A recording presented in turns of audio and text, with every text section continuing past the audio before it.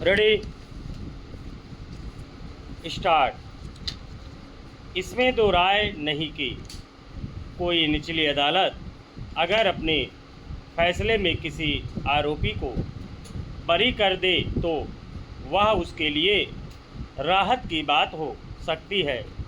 इस लिहाज से देखें तो भारतीय कुश्ती महासंघ के पूर्व अध्यक्ष और भाजपा के पूर्व सांसद बृजभूषण शरण सिंह फिलहाल इसे अपनी जीत मान सकते हैं कि दिल्ली की राउज एवेन्यू कोर्ट ने उन्हें और एक अन्य अभियुक्त विनोद तोमर को महिला पहलवानों के यौन उत्पीड़न मामले में बरी कर दिया, मगर कई बार अदालत में सबूतों की प्रस्तुति किसी मामले में फैसले का आधार बनती है और परिस्थितियों की जटिलता के बीच उसे कसौटी पर भी रखा जाता है।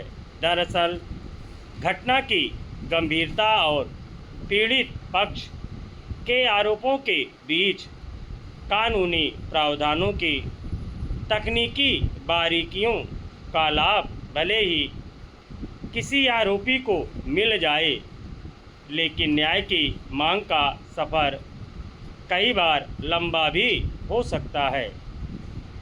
यही वजह है कि यौन उत्पीड़न के गंभीर आरोपों के बावजूद बृजभूषण शरण सिंह के बरी होने के बाद इस मामले में अन्य पीड़ितों ने उच्च न्यायालय में अपील करने की बात कही है।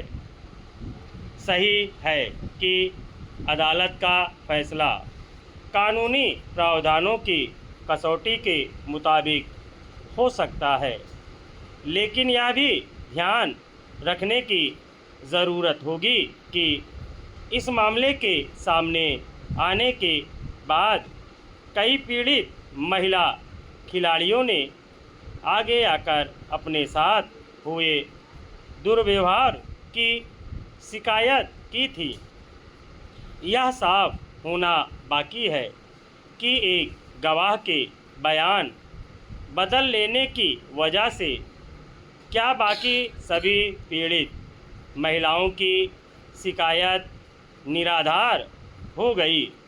फिर देश में कानूनी प्रावधानों और उसकी व्याख्याओं के बीच कैसे वास्तविक आरोप भी कमज़ोर पड़ जाते हैं, यह छिपा नहीं है।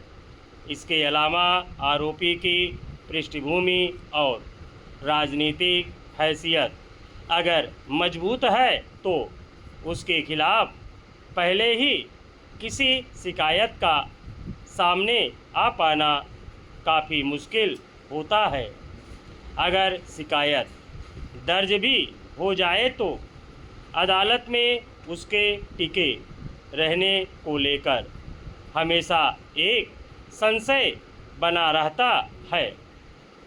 इसमें आरोप और गवाहों के बयान में अस्थिरता एक पक्ष हो सकता है, लेकिन खासा राजनीतिक प्रभाव रखने वाले आरोपी के सामने एक कमज़ोर पीड़ित की स्थिति क्या हो सकती है, यह समझना मुश्किल नहीं है।